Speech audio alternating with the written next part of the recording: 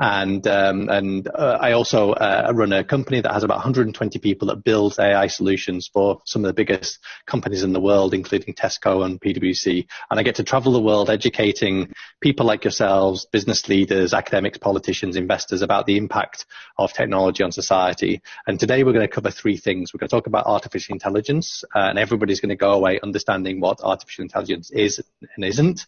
And we're also going to talk about how we can bring people and technology together to do amazing things. And then finally, we'll talk about my favorite topic, which is the end of the world. So I'll share my slides now. 1 second. So before we get into definitions of artificial intelligence, what I like to do is gauge how intelligent my audiences are. So I'm going to ask you a series of questions, and I want you to try to answer those questions out loud or in your minds, and we'll just see how intelligent you are. So the first question is nice and easy, which is, what does this probably say? Now, maybe some of you are saying A, B, C. Maybe some of you are saying A13C. And I ask you, what does this probably say? And maybe some of you are saying 12, 13, 14. You can see that the stuff that's entering your eyes, the data that's entering your eyes, is the same data, but you're giving it a different meaning based on its context. And it's really important that we start with understanding what is data. Data actually comes from the Latin word datum, which means given things. It's stuff. It's ones and zeros, it's bits and bytes, it's the fabric of our universe. It's not until you give something context does it become information. So if I say to you 210280, this is data. If I say that it's a date of birth or how much money I have in my account, then it becomes information. So information is data in context. And one of the challenges that we have in computer science is taking all of this stuff, all of this light and sound and text, and trying to figure it out. What does it actually mean? All right, let me ask you this question. What does this say? What does this say? So maybe some of you see this as John, read the letter to Mary. It's an instruction of a guy to read a letter to a lady called Mary. Maybe some of you are reading this as John read the letter to Mary. John read the letter to Mary. And I want you to picture in your mind the scene. John read the letter to Mary. John read the letter to Mary. Maybe many of you have a picture in your mind of a guy reading a letter out loud to a lady called Mary. John was reading a letter out loud to Mary.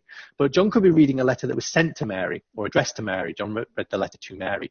John could be reading the alphabet, A, B, C, D, to Mary.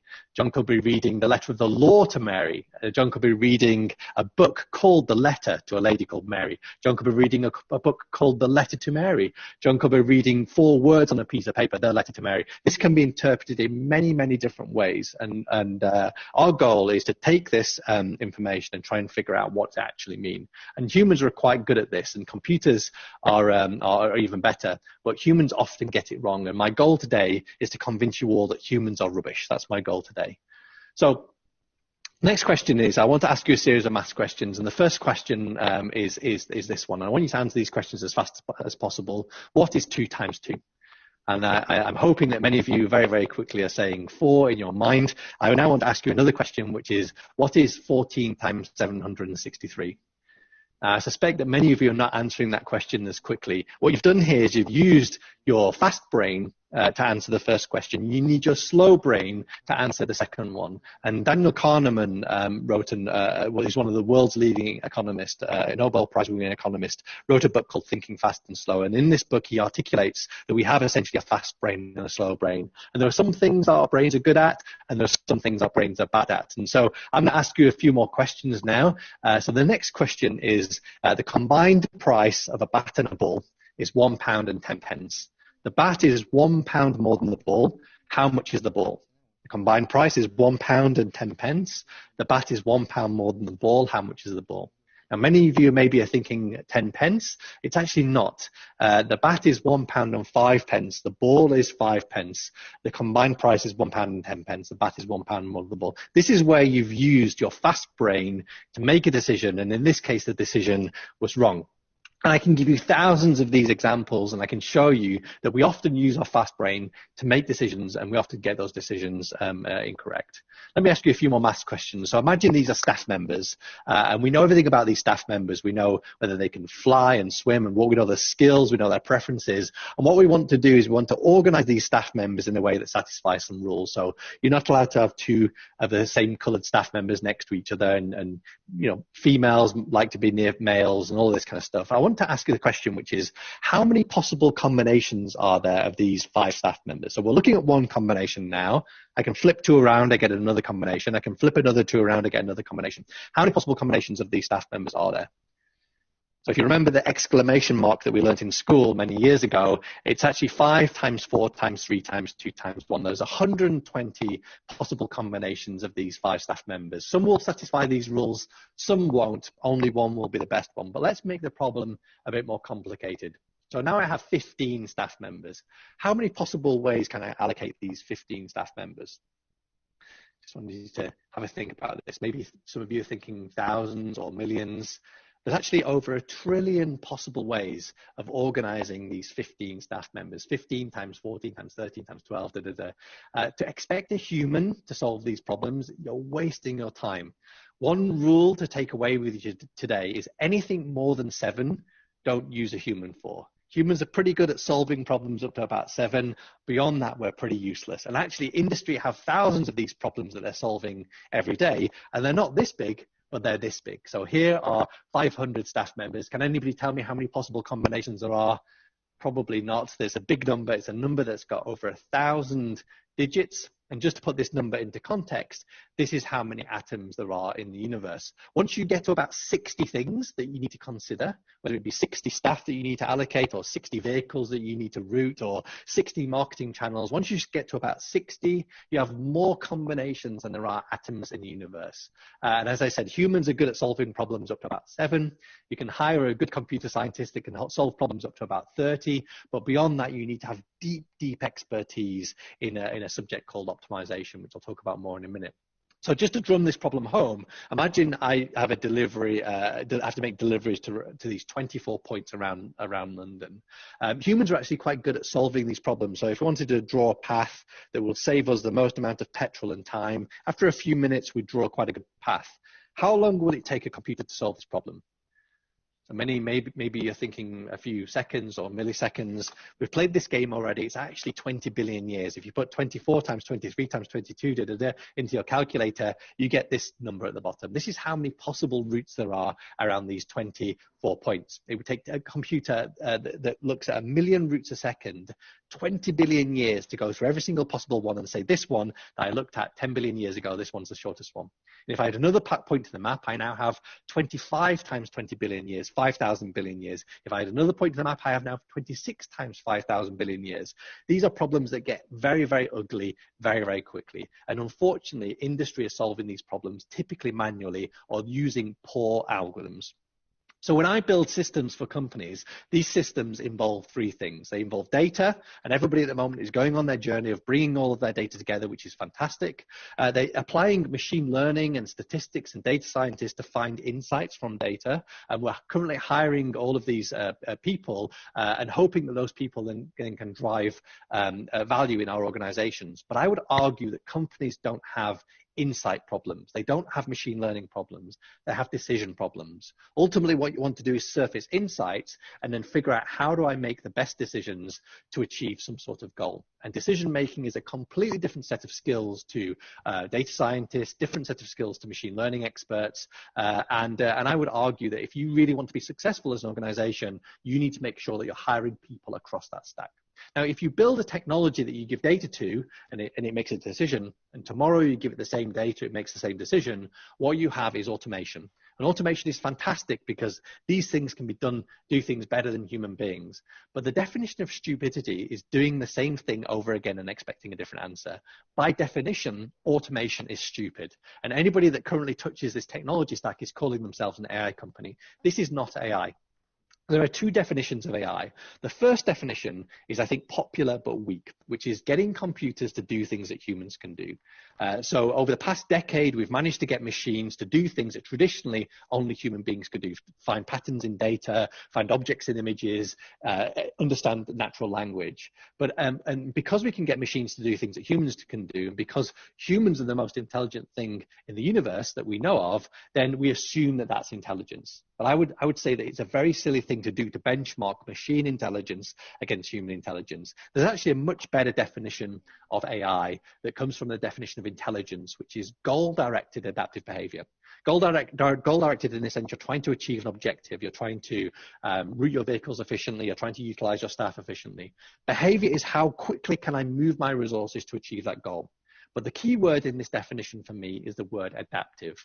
Ultimately, what you want to do is build systems that make decisions, learn about whether those decisions are good or bad, adapt their own understanding of the world so that tomorrow you can make a better decision. And if I was being brutally honest, I haven't seen a single successful, complex adaptive system in production in my life. And so I would argue that actually nobody is doing AI. So, because it's very, very difficult to build systems that adapt themselves safely in production. That's not to say that organizations aren't doing this. They're looking at trying to do this, but it's actually super, super complicated.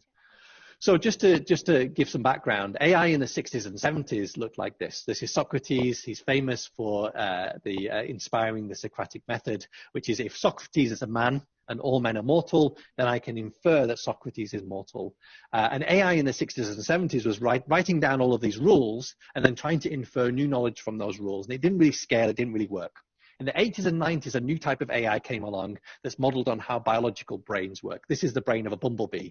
My PhD was originally trying to model the brain of a bumblebee. Bumblebees have 1 million neurons. Their brains can fit on the end of a needle. But bumblebees can do amazing things. They can navigate 3D worlds. They talk to each other. They solve problems. They don't really deal with windows very well. But ultimately, they're very smart creatures. And the question was, can you model the brain? Can you model 1 million neurons in a machine? And 15 years ago, when I was doing my PhD, this was impossible. But 10, 11 years ago, there was a new paradigm in this technology that allows us to build brains that have hundreds of millions of neurons. And we can now teach these brains to do things that traditionally only human beings could do. We can teach these brains to recognize objects and images, correspond in natural language. And this is what people are calling AI. But I would argue that these brains are very good at finding patterns in data. Once you've found those patterns, you then need to use this AI to then reason and move towards an objective. And then what you need to do is build systems that adapt themselves in production. So the actual benchmark for AI is actually much, much higher than just building systems that are good at finding patterns in data. So I would argue that if the semicircle is the bounds of human ability, we could take any specific thing that a human does and we can build an AI better than us at that specific task. But it's very inefficient and costly to build individual systems that solve individual problems. So there's a lot of research going into artificial general intelligence. This is why humans are special. Humans are one system that can do many things. We are generally intelligent. But what's interesting is if you take this idea to its extreme, take this to its end paradigm, it's expected that within our lifetime, within the next 30, 40 years, we are going to build a superintelligence. We are going to build a brain smarter than us in every single possible way. And we don't know whether this is going to be the most glorious thing that happens to humanity or our biggest existential threat. I think it's our biggest existential threat, and I'm really worried about it and trying to figure out how to actually mitigate this risk. Before we build superintelligence, we're having to build systems that are making decisions about everyday lives. So I'm sure you've all seen this problem before. It's a trolley problem. I'm in my driverless car. In front of me is a child. To the right are 2 adults, and to the left is a cliff. The car can't stop. Who does the car kill? The child, the 2 adults, or you? And when I ask audiences this, there's really no consensus on what the right answer is. But what's really interesting is that now we're reaching a point technologically where we're having to build ethics and this type of decision-making in systems. We are having to come together as a species to agree on what the right decision is. I heard that one day maybe we'll have an ethical setting in our car where we want to kill grandmas over cats. And maybe one day we'll have a brain scan, a digital twin that'll be making decisions on our behalf. But until that time comes, we're having to actually build systems that make these decisions for us. Explainable algorithms, ethical AI is a massive topic that I could talk for hours about. And again, I would argue that companies are currently spending a lot of time on machine learning. Machine learning is actually difficult to explain, but I would argue that companies actually have optimization problems, have decision problems, and actually decision making is much more explainable. And again, I think there is only a handful of people, a handful of companies around the world that really deeply understand these types of technologies. So we're going to just switch now. I'm going to talk about innovation. I'm sure that this isn't a fact in your organizations, but this is a hierarchy, and hierarchies breed certain types of interesting relationships that are not necessarily conducive to success and innovation. And I would argue that what we're trying to do is by making our organizations more adaptable, more quick to adapt to a changing world, our organizations are therefore more intelligent. And actually, it's not technology that's going to be the battleground for organizations over the next decade. All of this technology that I've just talked about is open source, it's free. We all have access to it. The battleground for companies is talent. How do you attract, motivate, retain talent to enable them to innovate, to allow your organization to adapt to a changing world? There's a really good introductory book on motivation by Dan Pink. He said there are three things that motivate people: autonomy, mastery, and purpose. Yeah, there's a huge amount of literature out there, but I would argue that the battleground is for talent, it's not for technology. So this is not important. Over the past decade, what we've seen is a flattening of organizations. We've seen tools and new organizational paradigms that allow organizations to be thin and to be more adaptable. But I would argue that these flat and thin organizations are still not right. Ultimately, I have about 120 people in my company. We have no managers, no hierarchies, no KPIs. Everybody's free to work on what they want, how they want, wherever they want. We're trying to operate the organization like a swarm, coming up with new organizational paradigms to allow people to be autonomous and self-directed.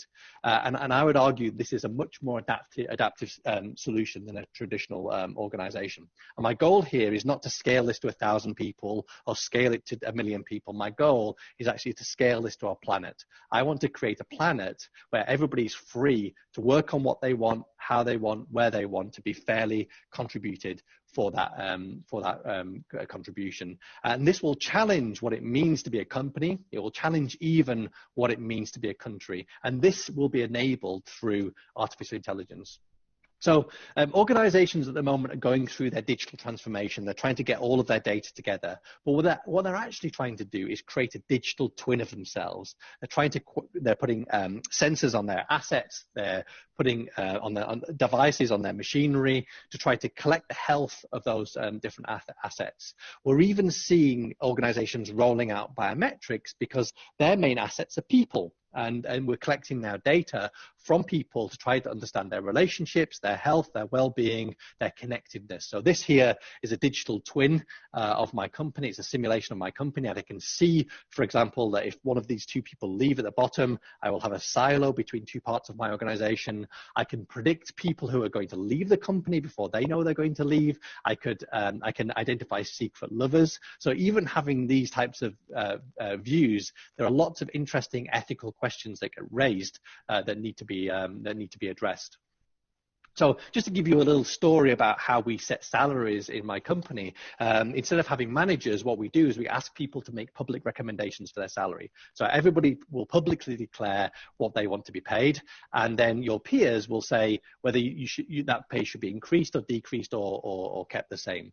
And what we do is we use machine learning to determine how many votes one person has for another. So if I've worked very closely with you over the past decade or the past year, if I'm very knowledgeable about your domain, then I will have more votes for your salary than other people. And what's really interesting is that this highlighted a bias, which is females tend to undervalue themselves when it comes to their salary. And so we had one situation here, which you can see down here, where a female was making a recommendation for her salary. She had an overwhelming number of votes to increase her salary. She went away, she came back with a new number, but still had a massive amount of votes to increase her salary. So out of 2 iterations, she was still undervaluing herself. So by distributing and decentralizing decision making, by augmenting human intelligence with artificial intelligence, we're able to uncover biases and actually make much better decisions. Okay, so let's talk about the end of the world. So I think that AI has been the biggest hyped technology innovation out of any technology, certainly within my lifetime, whether it be blockchain or big data or whatever. And I think that organizations and governments are investing a huge amount into AI. I actually, unfortunately, think a huge amount of that investment is misplaced because organizations and governments don't understand really what AI is. But those organizations that do invest in it correctly, those governments that do invest in AI correctly, as this person says, the nation that leads in AI will be the rule of the world. Those that invest correctly are the ones that are going to win. And I don't know if anybody knows who gave that quote, but it actually was Vladimir Putin that said that. And I have a real challenge with the word win, because my concern is that these technologies, these AIs, are going to be able to be fantastic at squeezing more out of our customers, squeezing more productivity out of our employees. And the people that define the algorithm, the people that define the objective, are the ones that control the population. And I don't know if anybody's seen this Netflix series, Black Mirror, but this is a world where we all score each other out of 5 based on our interactions. And this score then unlocks faster internet and better hotel rooms. And my concern is that this is coming. This is being introduced into our companies, it's being introduced into our countries, and this could create a dystopian future for humanity, particularly if our goal is to just maximize GDP. Because when one country is winning, another country or another company is losing. And I think that actually we should be bringing humanity together on operating as one species.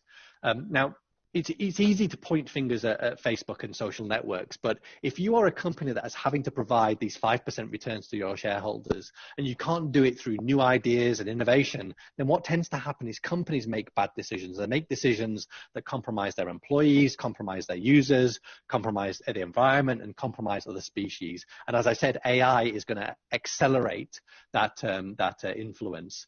And I actually think there's a future where we don't have companies anymore, where there's a future where there's a platform that people can boot up ideas like Facebook.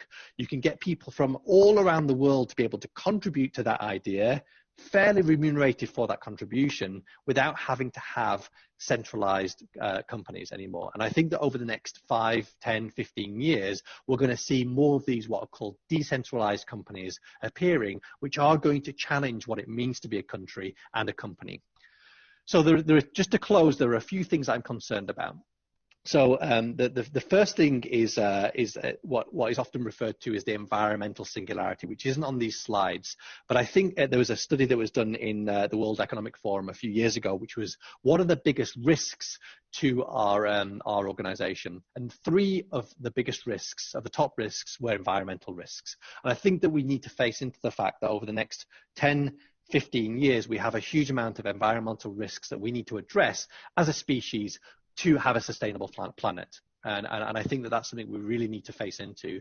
There are 2 other singularities that I'm also interested in and concerned about. The first singularity is called the economic singularity, which is the point in time where AIs are, at the moment, freeing people up from tasks. Right? We can use these technologies to free people up from the everyday tasks that we're doing that we find frustrating. But this drive to make shareholder returns, this drive to reduce costs, means that as AIs get smarter, we're going to be freeing people up from whole jobs. And the big concern is that as we're freeing people up from whole jobs, they are not going to be able to retrain fast enough because AIs will have been created to take those future jobs. And the concern is in the next 15, 20 years, we might see a huge amount of job misplacement, not enough jobs for people to go into, and that could cause economic unrest.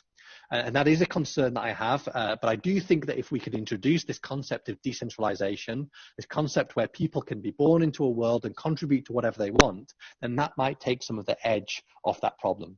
The third singularity I'm concerned about, which I've already alluded to, is the technological singularity, which is where we build a brain smarter than us in every single possible way. Now, it was predicted a few years ago that in the next 50 years, we have a 50% chance that this is going to happen. I think that the more scholars that we talk to, the faster this thing is likely to come about. So around 2050, we think that by then we will have birthed a superintelligence. And my concern is if we are still fighting over GDP, if we're still fighting each other over resources, if we are not cooperating as a species by the time this thing comes, it will see us as a threat and it will remove us from the equation. And I think that would be really unfortunate, because I think that humans are pretty amazing.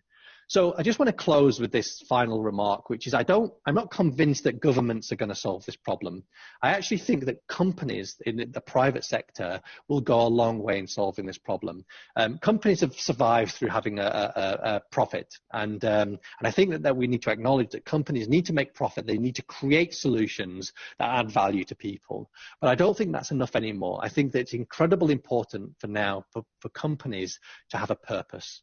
And because if you have a purpose, you're going to attract talent. They want to have a purpose, but also you're going to attract customers. If I'm a customer and I have the choice to consume from a purposeful company or a not purposeful company, I will consume from the purposeful company. So I think it's incredibly important that now companies combine and integrate their profit and their purpose. And I think that's the only way that they're going to be sustainable. But I also think that the purpose that these companies are going to solve are the problems that we're going to be solving in humanity, the problems around our environment, the problems around job losses, and the problems around technological singularity. So actually, I'm super hopeful that collectively humanity will solve some of these problems. And Satalia's purpose, my company's purpose, is to create a world where everybody is able to do what they love, create a world where everybody can be entrepreneurs, everybody can be philanthropists, and everybody can figure out how can they divert their time to solving some of the big problems that we have facing humanity.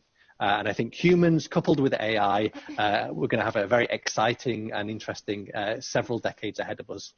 Thank you for listening. Thank you, Daniel. Thanks for your sharing.